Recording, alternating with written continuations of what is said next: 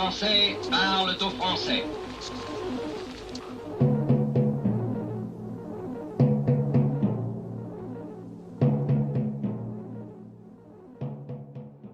Bonjour à tous, ravi de vous retrouver chers abonnés, nous sommes jeudi 4 mai. Alors, cette vidéo regroupe plusieurs petites vidéos TikTok, mais en fin de compte, on va tourner autour du sexe, c'est le cas de le dire.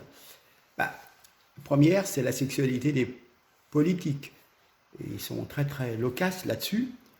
Ils viennent nous faire part de leur intimité, mais c'est pas notre problème. Nous, ce qu'on veut, c'est des résultats sur la tenue des comptes de la France, sur sa souveraineté, pas si je suis gay, lesbien, etc. Mais vous allez voir, c'est édifiant. Ensuite, le Stade de France, Macron qui nous disait qu'il vienne me chercher, il est resté dans les souterrains, hein, on ne l'a pas vu au milieu de la pelouse. Hein. Et donc, il s'est dégonflé. Et puis, alors j'ai un petit duo sur TikTok, un truc assez fou, sur des cours de sexualité, bien entendu, à celui qui va sucer l'autre, en cours de CM2, donc voilà, c'est assez affolant. Et puis, je voudrais parler, ça va être l'occasion de 2 mini-vidéos. J'ai parlé dans un premier temps des saccages d'une centaine de magasins sur Lyon, dans le centre de Lyon, mon ancien quartier, le quartier de la Guillotière. C'est la désolation, même des supérettes, vous voyez, des gens, franchement, c'est pas des banques, hein, c'est pas des multinationales, c'est pas le grand capital, on trouve le moyen de les casser, de les saccager. Et puis, j'ai eu quelques commentaires assez désagréables, et j'en ai refait une deuxième pour reprendre un petit peu ce qu'on m'avait argumenté. Donc vous avez une deuxième qui parle en fin de compte des avis, des auditeurs, les commentaires qui m'ont été faits et la façon dont je les perçois. Voilà. Hein, quoi qu'il en soit, on peut manifester. Ça ne sert à rien de saccager, de brûler des voitures. C'est pas parce qu'on a une boutique qu'on roule sur l'or. Hein. Tous ceux qui ont été à leur compte savent très bien ce que c'est quand on est tout seul et qu'il y a la maladie, il y a des accidents et qu'il n'y a plus rien qui rentre. C'est très compliqué, ça coule de source, mais il faut croire que certaines personnes n'ont pas encore compris. Et ce sont des esprits assez étroits, si vous voulez. Bref. Allez, je vous laisse. En tous les cas, je vous remercie. Merci pour votre fidélité, pour ceux qui restent. Et puis, à très bientôt. Merci. Au revoir. Bonjour à tous, bonjour TikTok. Je vais aborder aujourd'hui un sujet un petit peu délicat, l'homosexualité. Alors, je vais l'aborder d'une façon très soft et comment dire. Oui, j'ai vu quelque chose qui m'a interpellé et c'est vrai que c'est révélateur de la société actuelle, du paraître. C'est-à-dire, je vois un petit communiqué que je vais vous mettre à la fin de la vidéo. La secrétaire d'État à la jeunesse, Sarah El-Haïry, a fait son coming out et devient la première femme ministre à révéler son homosexualité en France. Daté du 8 avril. Ouais. Alors donc, si vous voulez, on s'aperçoit, c'est ça le truc. Au pays de la Macronie, on préfère occuper les Français avec des histoires de fesses plutôt que de se pencher sur les réels problèmes. D'accord? Nous avons Marlène Schiappa, que certains qualifient, allez, je vais le dire, de grosse vache. C'est pas mon propos, hein, c'est pas du genre à insulter des femmes sur leur apparence physique, hein, mais qui pose dans la presse masculine Playboy et qui en rajoute, si vous voulez. Hein, bon. Olivier Dussopt, ministre du Travail, en pleine crise de la réforme des retraites, ne trouve pas autre chose à faire que d'aller dans le magazine Homo Têtu pour déclarer son homosexualité. Mais on s'en moque, ça ne nous regarde pas. Et Macron, bon, qui parle d'ampli de gadget, mais on est tombé vraiment bas, quoi, je veux dire. Ils n'ont pas autre chose à faire, ces gens-là, que de parler de leur intimité. Parler du concret, de ce que vous faites pour la France et les Français. C'est vrai que vous ne faites pas grand-chose. Donc, effectivement, vous essayez de faire diversion avec votre sexualité. Mais, vous voyez, cette déclaration de Sarah El-Haïry est un acte de courage digne des poilus de 1914. Mais c'est quoi cette histoire? Pourquoi pas faire une médaille commémorative pour cette première femme homosexuelle, ministre, en plus d'origine maghrébine, et ministre de la Jeunesse. Alors, est-ce qu'on peut imaginer, sous De Gaulle ou même Mitterrand, ce type de communication? Il y a combien d'homosexuels au sein de notre gouvernement? Mais c'est pas notre problème. On s'en moque. À moins que ce critère remplace la compétence. Mais j'ose espérer que cette orientation personnelle n'influe aucunement sur la gestion des ministères. On peut, compte tenu de la publicité qui en est faite, on peut avoir des doutes. Hein. Voilà. On a tous connu en politique des hommes sexuels discrets, compétents, qui ne souhaitent pas mélanger leur vie privée avec leur vie publique. Ils ne le cachent pas. Mais ils ne vont pas en faire étalage sur les réseaux sociaux. Voilà. Mais visiblement, c'est terminé. Quelque part, être homosexuel, ça sera un critère de bonne conduite, ça sera un bonus sur votre CV. Vous voyez ce que je veux dire? C'est bon. Donc, pas étonnant en France que les citoyens ne votent plus face à cette déliquescence du pouvoir. On est dans le paraître. Je suis homo, je suis gay, je suis lesbienne, etc. Et c'est le paraître. Mais moi, nous, ce qu'on veut, nous, c'est de la compétence, c'est des actes pour la souveraineté de la France, pour le pouvoir d'achat des Français. C'est tout ce qu'on veut. Le reste, on s'en fout. Chacun fait ce qu'il veut dans son intimité. Et puis,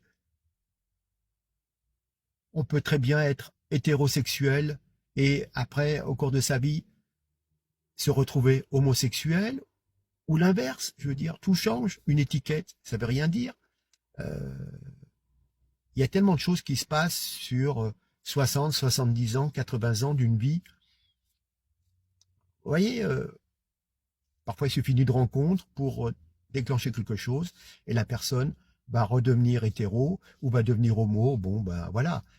Mais de grâce, c'est pas la peine d'en rajouter. C'est voilà, cette histoire de se montrer, de paraître et d'avoir un badge supplémentaire de bonne conduite, c'est complètement idiot. Voilà. Ben, j'espère que mes propos auront été compris dans le bon sens. Ce que je voulais apporter, c'est que quelque part, ça en devient ridicule. Voilà. Hein. Et puis bon, je voudrais quand même ouvrir une petite parenthèse. On en développe tellement que même dans les petites classes, dans les écoles, ça en devient affolant. Les enfants de 4 ans, 5 ans, 6 ans, 7 ans, on n'a pas besoin de leur parler d'érection, de masturbation, etc. Je pense qu'il y a d'autres choses à aborder dans un premier temps. Quand on voit le niveau des élèves qui rentrent en 6e, qui ne savent pas lire et écrire, bon, il y a du boulot et je pense qu'il y a des heures perdues. On ferait mieux de leur donner des cours, des vrais cours, plutôt que de leur parler de leur anatomie et du touche-pipi. Bref. J'espère que TikTok laissera passer cette vidéo. Elle se veut apaisante, mais simplement mettre en évidence un peu le ridicule de la communication politique de certains. C'est tout. Merci en tous les cas. Et puis, ma foi, partagez. Et puis, merci pour vos commentaires. À très bientôt. Au revoir.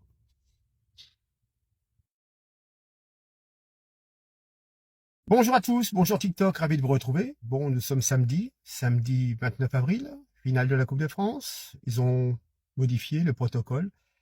Macron ne sera plus sur le terrain, mais sera dans les vestiaires, n'est-ce pas? Bon, on a compris. Il y en a qui se dégonflent. Venez me chercher, qui disait. Oui, d'accord, on a compris. Bref. Je suis passé, enfin, j'ai vu passer sur Facebook un texte. Écoutez bien, alors, signé Brigitte Bardot, alors, je sais pas ce qu'il en est vraiment. Hein. Votre suffisance, votre lâcheté, vos ridicules discours, votre total manque d'empathie et d'autorité font de vous une marionnette méprisable, une triste serpillière, bonne à essuyer le sang et la mort qu'elle fait régner sur ce pays dont les lumières se sont éteintes. Et rappelez-vous, la France, c'était le siècle des Lumières, c'était les philosophes, la liberté d'expression, c'était beaucoup de choses. Et maintenant, il ne faut surtout pas en trop dire, sinon on est banni de YouTube, de TikTok, de Facebook, etc., etc. Et on est complotiste, bien sûr. Allez, en tous les cas, suffisance, lâcheté, ridicule discours, manque d'empathie et d'autorité, une triste marionnette, et ouais, une serpillière. Ouais. Allez, Merci à tous. Partagez. Au revoir. Grave dérive lors d'une intervention d'éducation à la sexualité en CM2. Qu'y a-t-il dans cette lettre ? Alors en fait, SOS Éducation interpelle le ministre de l'Éducation nationale qui, vous vous rappelez peut-être, à la rentrée avait dit que la priorité pour lui était de mettre dès le primaire l'éducation sexuelle au cœur des enseignements. Alors et ces enseignements sont tantôt dispensés par l'infirmière scolaire, tantôt dispensés par la maîtresse, tantôt dispensés par des associations extérieures à l'école qui sont en fait des associations de lutte contre l'homophobie. Donc là, on voit bien qu'il y a une sorte déjà de confusion entre l'instruction et une forme de militantisme, etc. Et donc, nous, on a eu, au sein de l'Union pour la protection et la santé des enfants, dont je suis l'ambassadrice et parmi lesquelles se trouve l'association SOS Éducation, des plaintes de la part de parents qui nous disent que voilà, en CM1, des enfants 9-10 ans, au cours d'un atelier pédagogique, sont sortis complètement traumatisés, se bouchant les oreilles, disant « je ne veux plus retourner à l'école », parce que l'infirmière scolaire qui se chargeait de l'atelier ce jour-là leur a expliqué que, je cite, et je m'excuse pour les personnes sensibles, « pour le plaisir, une fille suce le pénis du garçon, 9 ans. Le garçon suce le vagin de la fille et peut avaler quelque chose. Pour le plaisir, la fille peut caresser délicatement les testicules du garçon. » L'objectif affiché par il y a un développement psycho-affectif de l'enfant, il y a un développement cognitif, émotionnel, et là, il y a une sorte d'effraction. C'est-à-dire que quand tu as un enfant qui est immature biologiquement, qui est en pleine croissance, en pleine maturation relationnelle, entend des termes qui font effraction dans son imaginaire et dans la construction de l'image de son corps, il y a quelque chose qui relève du trauma. C'est dans une... Bonjour à tous, bonjour TikTok, nous sommes le 2 mai et on va parler des manifestations et notamment celle de Lyon. L'extrême gauche a donné toute la mesure de sa puissance hier en s'attaquant à tout ce qui peut représenter les symboles, mais pas que, les symboles du capitalisme. Et bizarrement, leur show a été applaudi par 17 000 manifestants. Oui, il y avait environ 1000 black box qui étaient en tête de cortège et qui ont commencé à tout casser. Donc, ils étaient plus nombreux que lors des dernières manifestations, notamment dans le 6e arrondissement pour les manifs sur les retraites. Voilà. Donc, je répète, 1 millier de black blocs et de casseurs ont ravagé l'avenue Jean Jaurès et le cours Gambetta, encore meurtri des dernières manifestations. Et puis, les manifestants étaient ravis du spectacle, qui se prenaient en mode selfie devant les commerces vandalisés. Alors, évidemment, attaque de commerce. Alors, il y avait les agences bancaires, les compagnies d'assurance, agences immobilières, quincailleries, opticiens, des supérettes, un mini Carrefour, Naturalia, des abribus, des véhicules, des SUV, voilà. Et quelque part, les gens rigolaient devant ces dégâts. Ils étaient réjouis, ils se prenaient en selfie devant ces commerces vandalisés, voilà. Idem lors des charges de CRS, voilà. Donc l'inventaire des dégâts se montre quand même à une centaine de commerces impactés. Des tags jusqu'au pillage intégral, véhicules incendiés, mobilier urbain détruit. Seulement 40 interpellations au sein des rangs des black box. L'extrême gauche ne compte pas s'arrêter là et c'était prévu d'attaquer en plein centre-ville les terreaux le soir même. Voilà. Donc le saccage de Lyon était loin d'être terminé. Alors, je pourrais vous montrer 30, 40, 50 photos, c'est effarant parce que être commerçant, ça veut pas dire être notable. Il faut l'assurer d'être commerçant.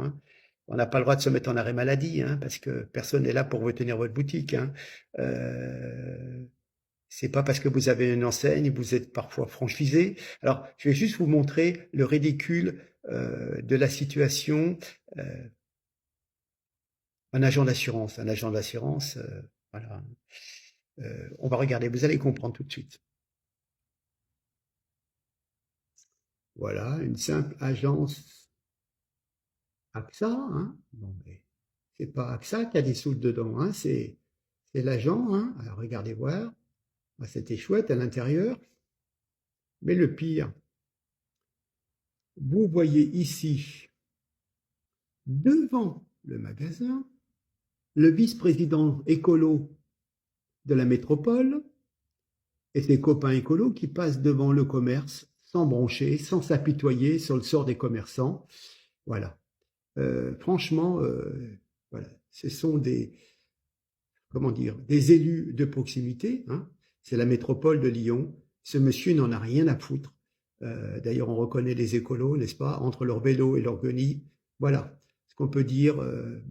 Comment voulez-vous qu'on respecte les hommes politiques quand on voit qu'ils n'ont aucune considération pour les commerçants qui emploient des salariés, qui payent des charges, etc., etc. Et on s'aperçoit que c'est de plus en plus dur quand on voit le nombre de commerces qui sont fermés. Mais ça, il faut croire que le fait d'être commerçant, c'est d'être un gros capitaliste international.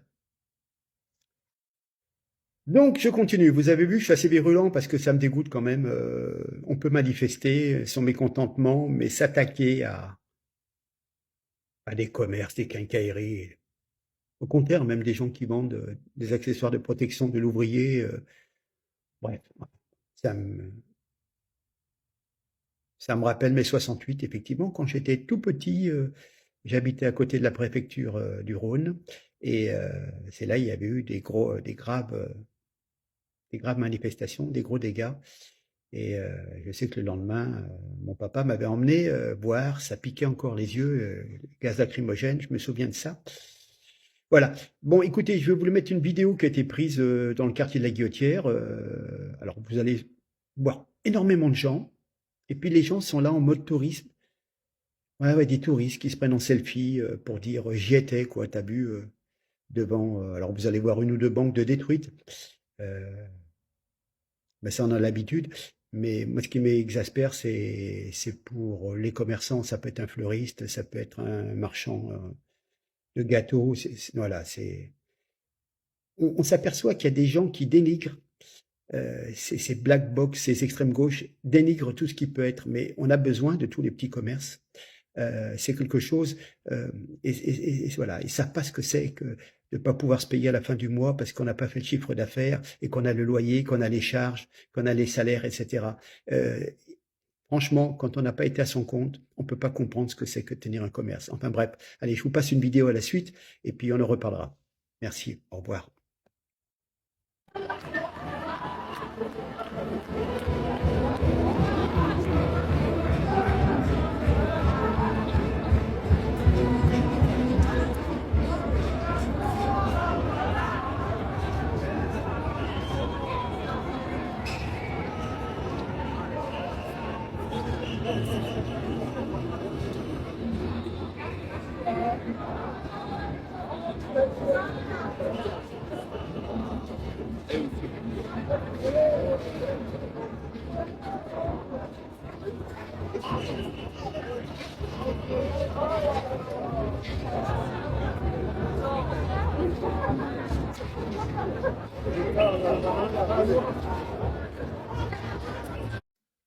Bonjour à tous, je voudrais revenir quand je vois les commentaires sur ma précédente vidéo consacrée aux événements du 1er mai à Lyon.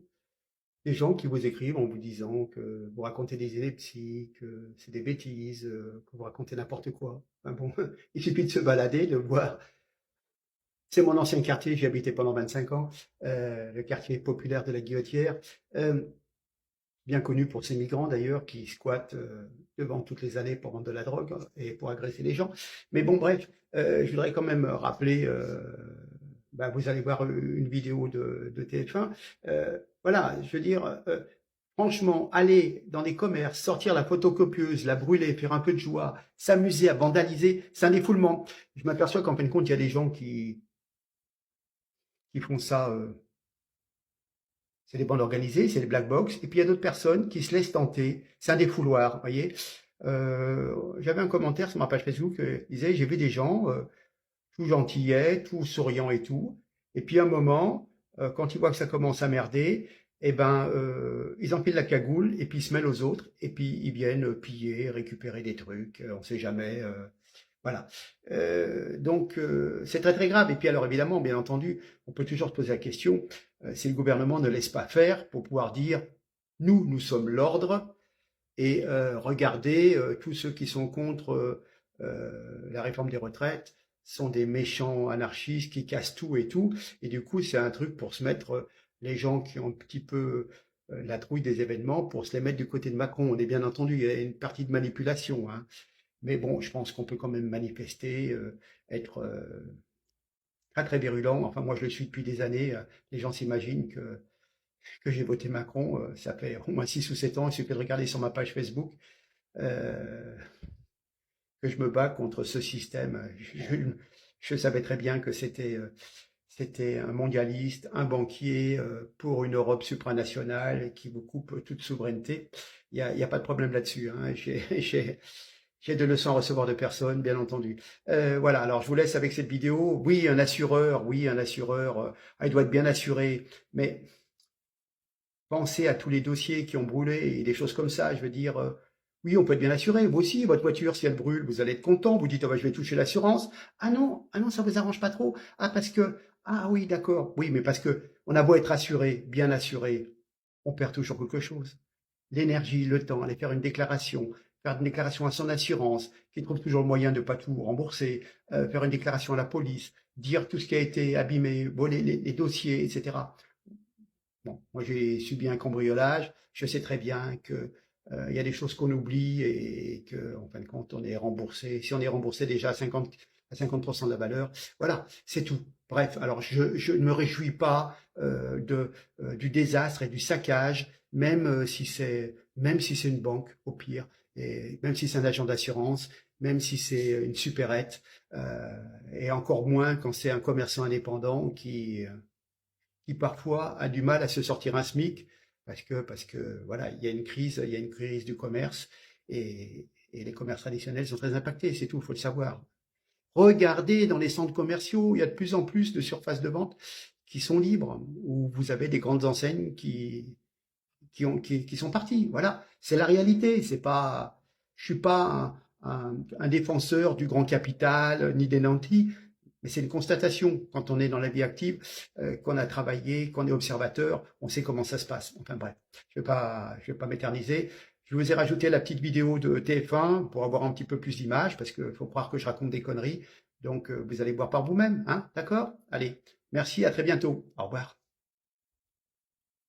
Des vitrines cassées, des voitures brûlées. Tout un quartier de Lyon défiguré. Ce directeur d'agence immobilière est sidéré. Ils ont cassé la porte et puis ils ont sorti du mobilier. Je sais pas comment ils ont fait, ils ont réussi à sortir le photocopieur. Et le photocopieur a été brûlé, ils ont fait un petit feu de joie là avec notre matériel devant l'agence. Ces bureaux ont été entièrement saccagés, puis pillés. Ils n'ont pas réussi à forcer la porte, donc ils sont passés par le mur. Hier après-midi, les rues s'embrasent. En marge du cortège, environ 2000 casseurs. Ils ciblent des banques, des assurances et plusieurs commerces, dont cette cave à vin. Je ne m'attendais pas, en fait, en tant que petit commerçant et n'ayant pas des grands moyens, à avoir en fait des œufs, du coup, un tag. Tout le programme de ma journée va se heurter en fait à des problématiques qui sont celles de contacter la police, porter plainte, contacter l'assurance, savoir comment ça se passe. Une colère partagée par ces riverains aux premières loges. On manifeste, il n'y a pas de souci, mais qu'on arrête de tout saccager chaque fois. C'est une honte. Moi, je trouve que c'est une honte. Mais c'était vraiment horrible. En tout cas, on avait très, très, très peur. C'était vraiment un chaos. On n'a jamais vu une manif pareille. À quelques mètres de là, les rayons de ce supermarché ont été vidés. Face à l'ampleur des dégâts, le maire de Lyon demande à l'État une aide financière. La mise en place d'un fonds d'indemnisation pour s'assurer que tous les professionnels puissent bien sûr rentrer dans leurs frais et retrouver leur outil de travail est indispensable. Car il faut maintenant nettoyer et réparer. À commencer par les feux de circulation, éteints depuis hier. Ils ouvrent la porte et ils mettent le feu. Mettre de l'essence et mettre le feu. La petite signalisation. Ah non, plus rien. Il n'est pas dangereux. Une manifestation d'une violence inédite, marquée par 54 interpellations et 19 policiers blessés.